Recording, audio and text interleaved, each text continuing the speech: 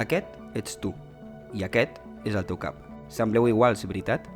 No obstant això, aquesta balança no està del tot equilibrada.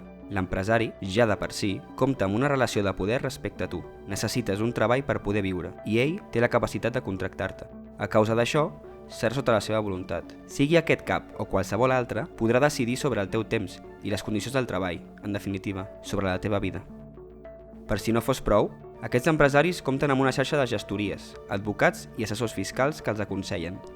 Aquest coneixement extra els permet aprofitar-se del treballador cada dia.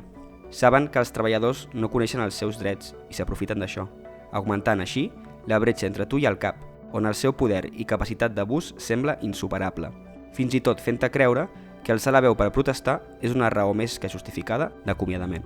Si t'enfrontes sol a tot aquest entramat, la relació està molt desequilibrada. És molt fàcil que surtis perdent.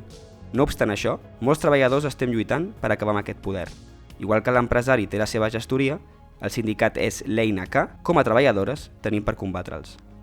La manera de crear força col·lectiva per lluitar i protegir els nostres drets. Recolzant-nos a les nostres companyes, fem el contrapès necessari per equilibrar aquest poder. Quan les treballadores ens unim, demostrem que ells no poden viure sense nosaltres. No obstant això, nosaltres sense ells, sí. No esperis que els problemes arribin per si mateixos. Mantén-te informat i protegit. Ajunta't amb les teves companyes i construeix força.